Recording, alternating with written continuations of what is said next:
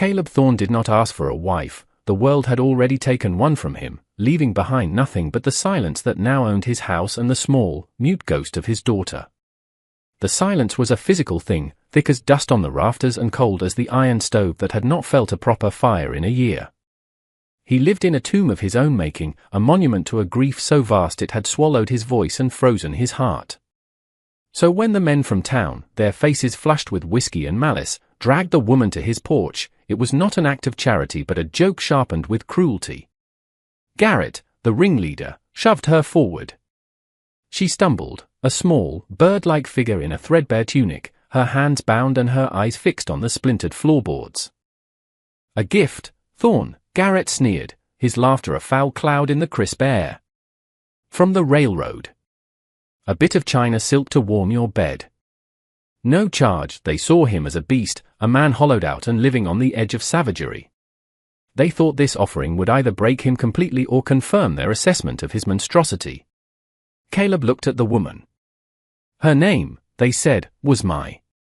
She was a piece of property, bought and sold, her humanity a footnote in a ledger. He saw the bruises on her wrists, the terror she fought to keep from her face. He should have refused. He should have sent them away with the force of his rifle, but something in their sneering faces, in the confident cruelty of their jest, sparked a cold, defiant ember in the ash of his soul. He would not give them the satisfaction of his outrage or his despair. He dropped a few coins at Garrett's feet, the metal ringing with grim finality on the porch. She's not a gift, Caleb said, his voice a rasp of disuse. She's purchased. He turned his back on them, leaving the woman standing in the doorway, a fragile spectre caught between a brutal past and an uncertain, frozen future. He did not offer her a room, only a gesture toward the cold, windowless storeroom. It was a transaction, nothing more. A cook, a cleaner. Not a wife. Never a wife. Mai followed the line of his pointing finger into the darkness of the storeroom. The air was thick with the scent of dried herbs, dust, and something deeper, a profound, settled sorrow. She heard the main door close, the bolt sliding home with a sound like a coffin being sealed.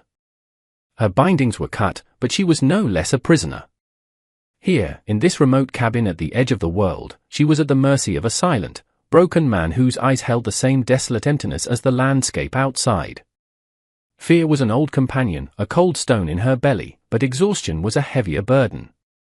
She sank onto a pile of burlap sacks, her body aching from the journey and the rough hands that had passed her from one owner to the next. For a long moment, she simply breathed, listening to the sounds of the house. There was the heavy, measured tread of the man, Caleb, moving in the main room. And another sound, softer, a whisper of movement, the child she had glimpsed hiding behind his leg, a girl with wide, haunted eyes. The silence in this place was not peaceful, it was a wound. She knew she had to fill it, not with words, but with purpose. To be useful was to be safe. To be idle was to be disposable. She rose, her limbs stiff, and stepped out of the storeroom. The man was staring into the cold hearth, his back to her. The child was nowhere to be seen. Mai moved past him, her steps light, and knelt before the fireplace. The ashes were packed hard, grey and lifeless. With careful, deliberate motions, she began to clear them away, her small hands working with an efficiency born of long practice. She found the kindling box, the flint and steel. A spark caught, a tiny orange star in the gloom. She nurtured it, blowing gently, feeding it slivers of wood until a small, hungry flame flickered to life.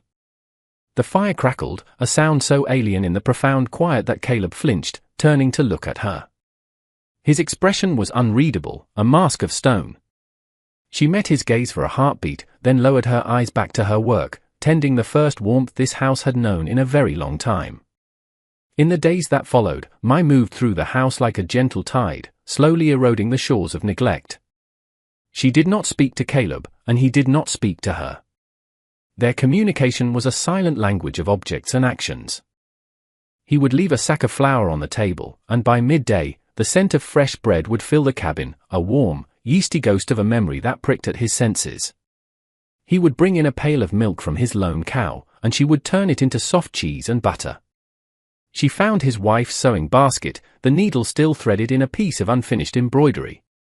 With reverence, she set it aside and used her own needles to mend his torn shirts and patch the knees of the little girl's dress. The stitches were impossibly small and neat, a line of perfect, ordered beauty against the coarse, worn fabric. The child, Lily, watched her from the shadows. She was a wisp of a thing, all eyes and silence. Mai never approached her directly, never forced an interaction. Instead, she left small offerings in places she knew the girl would find them, a perfectly round stone polished to a soft gleam, a vibrant blue feather from a jay, a chain of daisies woven with delicate skill. She would hum, sometimes, while she worked, low, ancient melodies from a land Caleb could not imagine. The tunes were melancholic yet resilient, weaving through the silent air of the cabin like threads of smoke. Caleb found himself listening, his hand stilling as he repaired a harness or sharpened an axe. The sound was an intrusion, a violation of the sacred quiet he had cultivated, yet it did not anger him.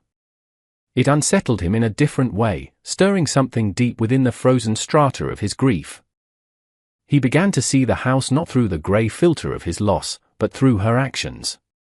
He saw the way the sunlight caught the dust motes dancing in the air she disturbed while sweeping, the careful way she arranged the wildflowers in a tin cup on the windowsill, the order she brought to the chaos of his life. She was winding the clock of his world, and he was not sure if he wanted it to start ticking again. The house was no longer a tomb. It breathed.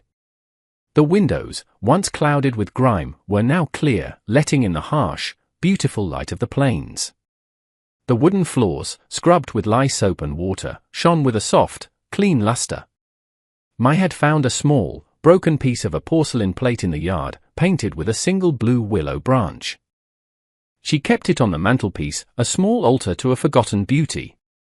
Caleb saw it every day. It reminded him of his wife, of the life that had been, and a familiar pang of anger and sorrow would tighten his chest. Yet, he did not remove it. To do so would be to acknowledge its power, to admit that this silent woman was excavating parts of him he had long since buried. He watched her hands as she kneaded dough or stitched a seam. They were small but capable, marked with scars and calluses that told a story of hardship he could only guess at. There was a grace in her movements, an economy of motion that was both efficient and beautiful. She was a presence that demanded nothing yet was slowly, inexorably, changing everything. One evening, as a storm gathered on the horizon, he saw her showing Lily how to fold a piece of paper into the shape of a crane. The child's small hands fumbled, but she was focused, her brow furrowed in concentration. For the first time since her mother's death, Lily's attention was fully captured by the world outside her own silent grief. Caleb stood in the doorway, unseen, a sentinel at the edge of a life that was beginning to form without his permission. He felt a strange, protective urge, followed swiftly by a surge of resentment. This woman, this stranger, was reaching his daughter in a way he no longer could. She was melting the ice, and he was afraid of what he would find when it was gone, afraid of the man he would be without the armor of his sorrow. He retreated back into the cold evening air, the rising wind a welcome echo of the turmoil inside him. He was a man caught in a current, and he did not know whether to fight his way back to the desolate shore or let it carry him into the unknown. The truth all began with a single, whispered word. It was a late afternoon, the light slanting low and golden through the clean window panes. Mai was on the floor, using a piece of charcoal from the hearth to draw on a spare piece of smoothed wood. She drew mountains unlike the rugged peaks that framed the valley, and strange, elegant houses with curved roofs. Lily sat beside her, closer than she had ever dared before, her small finger tracing the lines Mai made. Mai, sensing the child's curiosity, drew something simpler, a flower with 5 delicate petals. Lily looked at the drawing, then up at Mai's face. She reached out a hesitant hand and touched Mai's cheek. The touch was featherlight, a question. That evening, when Mai returned to her cot in the storeroom, she found a small, wilting wildflower lying on her thin blanket. It was the most precious gift she had ever received. The next day, Lily followed Mai out to the small garden she had started, a patch of stubborn greens coaxed from the hard soil. As Mai worked, Lily sat on a rock, watching. Finally, she slid off the rock and stood before Mai.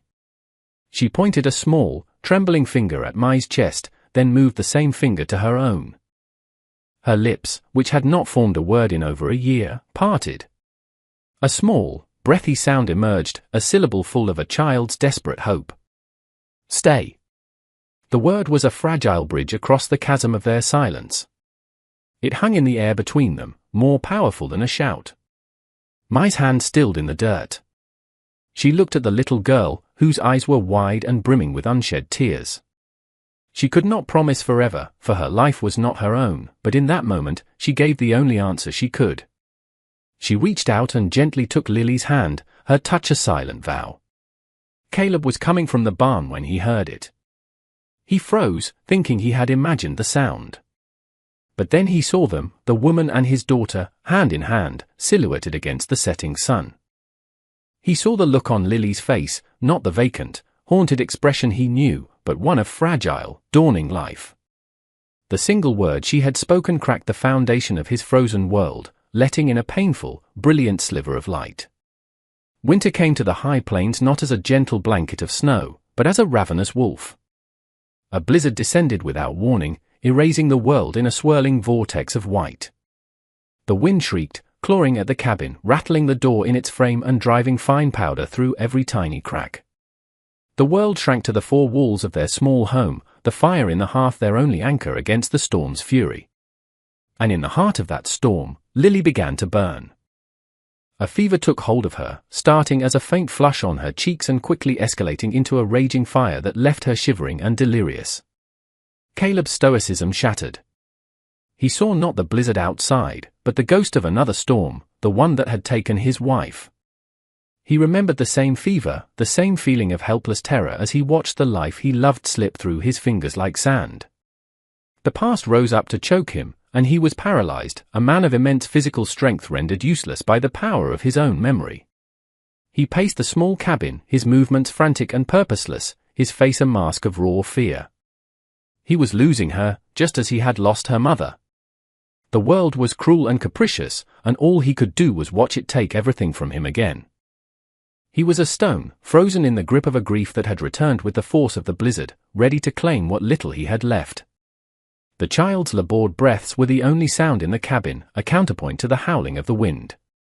Caleb felt the walls closing in, the air growing thin. He was drowning in his own powerlessness, a captain watching his ship sink for the second time. He looked at Mai, expecting to see her fear mirroring his own, but he saw something else entirely. In her eyes, there was not terror, but a calm, fierce resolve. While Caleb was lost in the storm of his past, Mai moved into the heart of the present one. She became a bastion of quiet, focused action. She felt Lily's forehead, her touch gentle but certain. Then she went to the stores of herbs she had gathered in the fall, her hands moving with practiced knowledge. She crushed willow bark for the fever, steeped chamomile for a calming tea, and mixed a pungent poultice of mustard and flour to place on the child's chest. She ignored Caleb's frantic pacing, her attention solely on the small, feverish girl. She bathed Lily's face and limbs with cool water, murmuring to her in the soft, lilting cadence of her own language. The words were meaningless to Caleb, but their tone was a soothing balm against the harsh scream of the wind. For 2 days and nights, she did not sleep. She was a constant, watchful presence at Lily's bedside, a small, unyielding warrior against the sickness that sought to claim the child. Caleb watched her, his own fear a useless, roaring fire inside him. He saw the deep, purple shadows forming under her eyes, the slight tremor of exhaustion in her hands. He saw a strength he could not comprehend, a resilience forged in a crucible he could only imagine. On the second night, as she was changing the compresses on Lily's forehead, Mai swayed, her body finally succumbing to fatigue. Before she could fall, Caleb was there. He caught her, his large hand surprisingly gentle on her small shoulders. For a moment, they stood there, the only two waking souls in a world of white fury, the sick child breathing raggedly beside them. He looked into her tired eyes and saw not a slave, not a stranger, but a partner in a desperate battle. Without a word, he guided her to a chair, then went to the hearth. He returned with a tin mug of hot, sweetened tea, pressing it into her hands. He then took the cloth from her, dipped it in the cool water, and took her place at Lily's side. He had no knowledge of herbs or healing, but he could watch. He could help. He draped a thick wool blanket over Mai's shoulders. It was a simple, practical gesture, but it was the first act of genuine care he had ever offered her. Beneath the howling of the storm, something inside the cabin had shifted. The fever, as if sensing a united front, finally broke just before dawn. When the storm receded, it left behind a world scoured clean, silent and blindingly white under a newly emerged sun. The peace outside was a stark contrast to the lingering tension within the cabin.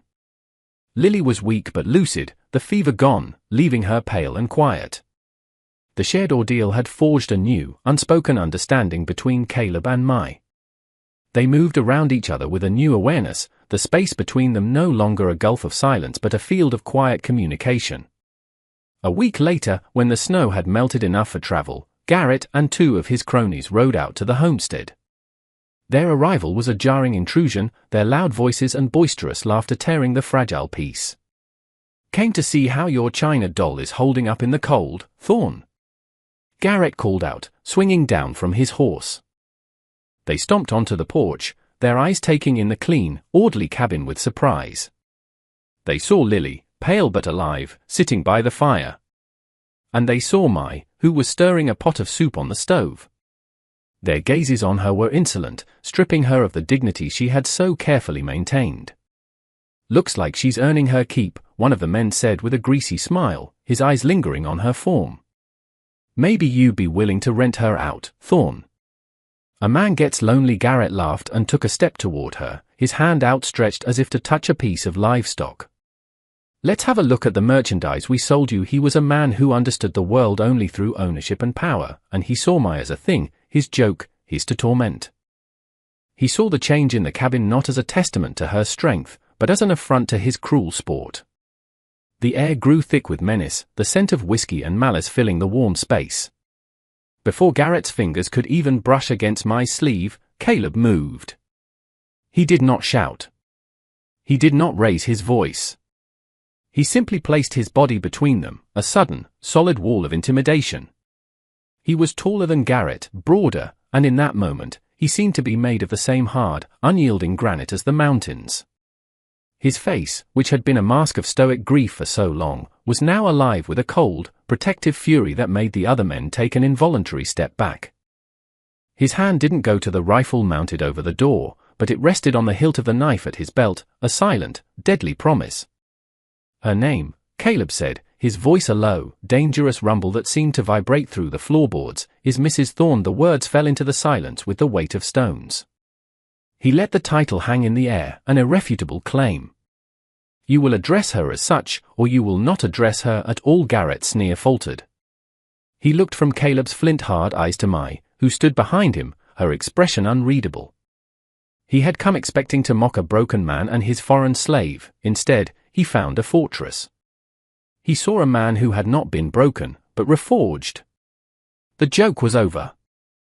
"Just having some fun, Thorn," Garrett mumbled, his bravado evaporating in the face of Caleb's quiet rage. He and his men backed away, their retreat clumsy and quick. They mounted their horses and rode off, their laughter conspicuously absent. Caleb stood watching them go, his posture rigid, until they were small specks against the snow. Then he turned. He looked at Mai, truly looked at her, and for the first time, she did not lower her eyes. In his gaze, she saw not an owner, but a defender. That night, he moved her few belongings from the cold storeroom and placed them beside a new bed he had built, its frame sturdy and its wood smooth. He had moved her into the heart of the house. He had moved her into his life. Spring came, and with it, a gentle transformation of the land. The harsh whites and greys of winter gave way to the tender green of new grass and the vibrant colors of wildflowers. The change in the season mirrored the change within the cabin's walls. The silence was no longer heavy and oppressive, it was a comfortable, shared space, punctuated by Lily's growing vocabulary and the quiet sounds of a life being built together. Caleb taught Mai how to work the land, how to read the clouds for rain, how to sight a rifle. She, in turn, taught him things he never knew he needed to learn. She showed him which wild plants were medicine and which were food. She taught him the names of the constellations as they were known in her homeland, painting a new map over the familiar night sky. They worked side by side, a silent, efficient team. The language barrier that had once seemed insurmountable was bridged by gestures, by shared tasks, by an innate understanding that grew between them like the persistent vines on the cabin walls. One evening, as they sat on the porch watching the sun bleed color across the horizon, Lily asleep in Mai's lap, Caleb reached over and took her hand. His palm was rough and calloused, but his touch was gentle. He turned her hand over and placed a small, simple ring on her finger. It was not store-bought. He had hammered it himself from a silver coin, its surface imperfect but shining. It was not a grand declaration, but it was a promise. It was an acknowledgement. It was everything he could not say, forged into a circle of metal. Mai looked from the ring to his face. His eyes, once so cold and distant, were now clear, and in their depths, she saw a reflection of herself, not as a slave or a purchase, but as the other half of this small, improbable family. She closed her fingers over the ring, her acceptance a silent answer. The cruel joke of a few hateful men had, through some strange and powerful alchemy of the human heart, become a love worth fighting for, a peace hard won, and a home built not of wood and stone, but of resilience, grace, and the quiet, stubborn refusal to remain broken.